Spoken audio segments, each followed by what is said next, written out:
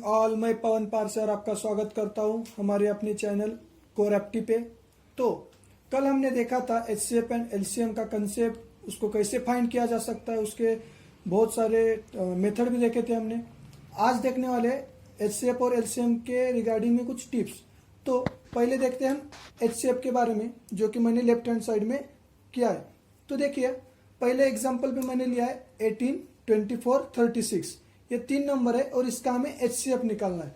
अगर आप जो मैंने 2 मेथड बताई है उसके हिसाब से करोगे तो कम से कम 1 मिनट लगेगा। अगर आपको प्रैक्टिस है तो 30 सेकंड लगेंगे। लेकिन अब मैं जो मेथड बताने जा रहा हूं, मतलब टिप्स में, तो उससे आप और थोड़ा जल्दी सॉल्व कर सकोगे। तो देखिए, पहले क्या करना है, देखना है कि 18, 24, 36 में ऐसा कौन सा नंबर है जो इन तीनों को डिवाइड करता है। तो हम इन शॉर्ट हम इन तीनों के कॉमन फैक्टर फाइंड कर लेंगे। 1 से डिवाइड होता है, फिर 2 से डिवाइड होता है, फिर 3 से डिवाइड होता है और फिर 6 से डिवाइड होता है। अब ये जो 1, 2, 3, 6 ये जो 4 नंबर है, ये है फैक्टर्स इनके कॉमन। लेकिन अब हमें फाइंड कौन सा करना है, हाईएस्ट कॉमन फैक्टर। तो हाईएस्ट कॉमन फैक्टर कौन सा है, 6। देयरफॉर इसका एचसीएफ हो गया 6। अब और एक एग्जांपल लिया है आपको, मतलब क्लियरिफिकेशन के लिए। सेकंड एग्जांपल में हम देखते हैं 24, 48, 60। अब इसके हमें क्या करने हैं, फैक्टर फाइंड करने हैं। अब इसके फैक्टर कैसे फाइंड करेंगे, जैसा हमने ऊपर किया था वैसे ही करेंगे। पहला आएगा 1, फिर आएगा 2, फिर आएगा 3, फिर आएगा 4, फिर आएगा 6, फिर आएगा 12। अगर आपको फैक्टर फाइंड करना नहीं आता है तो इसके लिए आपको डिविजिबिलिटी टेस्ट जो है वो इम्पोर्टेंट है। तो उसका वीडियो देख लेना आप हमारे चैनल पे विजिट करके, तो आपको वहां से डिविजिबिलिटी रूल भी पता चल जाएगा। अब इन फैक्टर में से जो हाईएस्ट फैक्टर है वो हमारा एचसीएफ होगा। तो इसमें जो हाईएस्ट फैक्टर है वो है 12, तो हमारा एचसीएफ होगा 12। अब बात ऐसी है कि अगर आप इसको प्रैक्टिस करोगे तो विद इन 10 सेकंड आप इसमें अपना बेस कर सकोगे, मतलब आप इस पर अपना हैंड कर पाओगे। तो आपको अगर प्रैक्टिस है तो 10 सेकंड में भी आपको एचसीएफ और एलसीएम निकालना आएगा। अब देखते हैं एलसीएम की ओर। एलसीएम के लिए मैंने 2 एग्जाम्पल लिए हैं। पहला एग्जाम्पल लिखते हैं 12, 24, 72 और 216। अगर आप ऐसे मतलब इसका एलसीएम निकालने जाओगे तो बहुत ही लेंदी होगा, क्योंकि 4 नंबर है और उसका कोई भी मेथड से जाओगे, मेथड 1 या फिर मेथड 2, दोनों से थोड़ा बहुत तो भी टाइम लगेगा, 30 सेकंड या फिर 40 सेकंड लगते हैं। तो अब हम यहाँ पर देखते हैं, पहले हमें देखना क्या है कि जो सबसे बड़ा नंबर है वो तीनों से डिविजिबल है क्या। अगर वैसा नहीं है तो फिर हमें देखना है कि ऐसे कौन से नंबर है जो एक पे ऊपर एक डिविजिबल है। अब देखिए 24 जो है वो 12 से डिविजिबल है, इसलिए हम 12 को निकाल देंगे। अगर 24 का एलसीएम निकाला तो ऑब्वियसली 12 का भी एलसीएम निकल जाएगा, इसलिए हम 12 को हटा देंगे। फिर 72 जो है वो 24 से डिविजिबल है, इसलिए 24 भी हट गया। और अब बात ऐसी है कि 216 भी 72 से डिविजिबल है, तो 72 भी हट गया। तो बचा क्या, 216। तो 216 का एलसीएम क्या होगा, 216। मैंने वहां पर लिखा है 12, 24, 72, 216। मैंने तीनों को कैंसिल किया और बचा सिर्फ 216। अब आपको कुछ प्रॉब्लम हो रही होंगी, तो मैं एक एग्जांपल लिया है, उसमें आपको पूरा का पूरा क्लियर हो जाएगा। जो सेकंड एग्जांपल में मैंने लिखा है 6, 30, 45। अब इसमें क्या है, 30 जो है 6 से डिविजिबल है, इसलिए हम 6 को हटा देंगे, क्योंकि जो 30 का एलसीएम आएगा वो इसका भी आएगा। तो 6 हट गया, तो हमें एलसीएम किसका निकालना है, बचे हुए टर्म्स का। मतलब अगर ऊपर वाले एग्जांपल में भी ऐसा कौन सा नंबर होता जो इन चारों में से किसी से डिविजिबल नहीं है, तो बचे हुए नंबर का हम एलसीएम निकालते थे। तो इसमें कैसा है, जो 45 और 6 से भी डिविजिबल नहीं है और 30 से भी डिविजिबल नहीं है, इसलिए अब हमें करना क्या है, 30 और 45 का एलसीएम निकालना है। क्यों, क्योंकि 30 जो है वो 6 से डिविजिबल है, इसलिए हमने 6 को हटा दिया।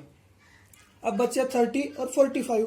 अब इनका एलसीएम कैसे निकालेंगे, हम मेथड 2 से जाएंगे, क्योंकि वो थोड़ी इजी मेथड है। तो बात ऐसी है कि अब 30 और 45 को हम ऐसा लिख लेंगे। अब ऐसा नंबर ढूंढना है जो दोनों को डिवाइड कर सके। तो ऐसा 5 ऐसा नंबर है जो दोनों को डिवाइड करता है। तो 5 6 जा 30, 5 9 जा 45।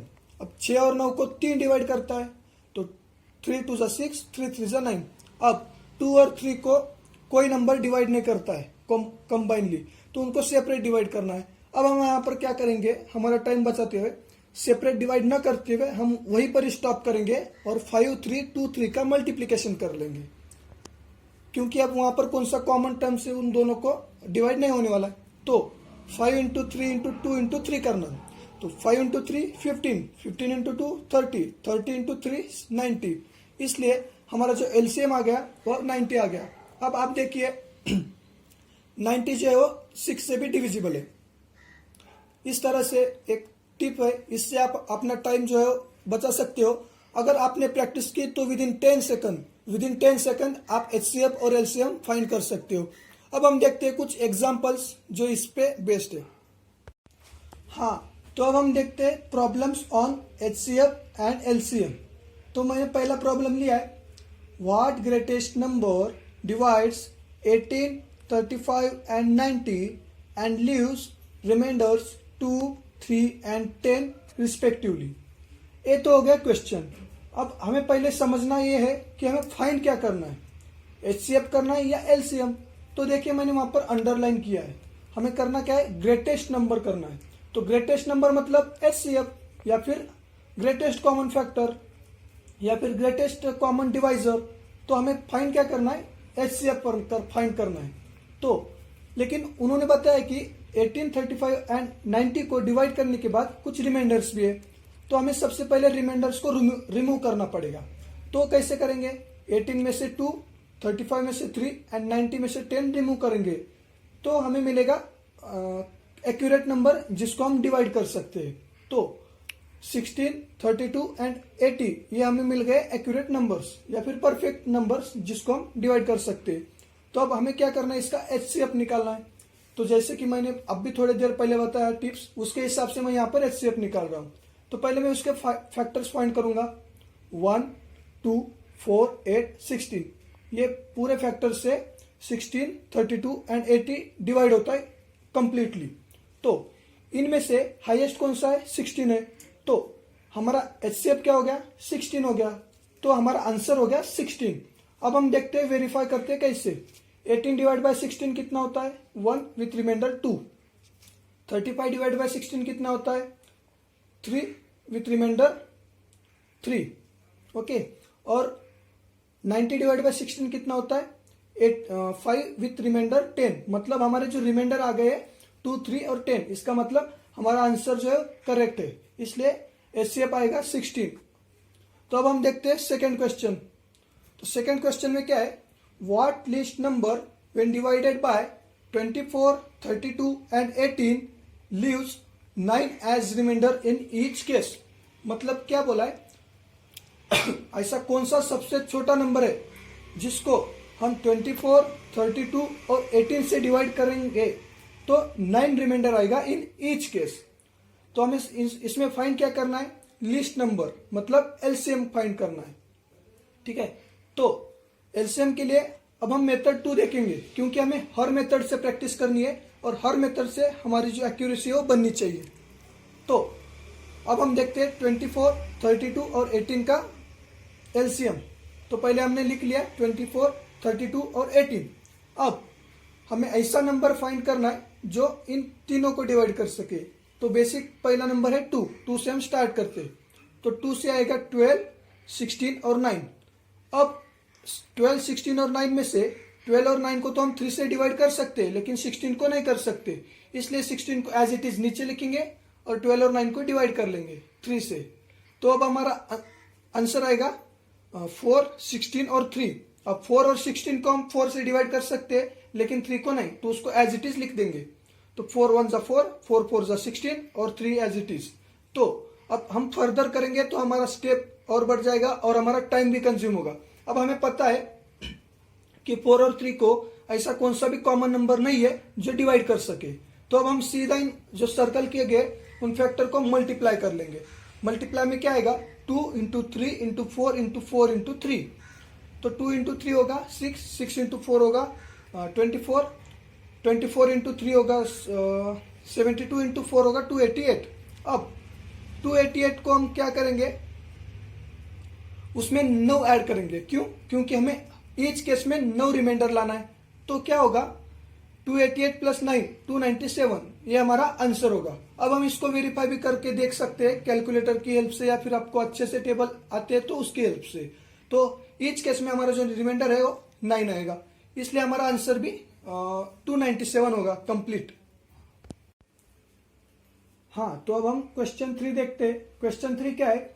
What least number when divided by 20, 28 and 44 leaves remainder 14, 22 and 38 respectively.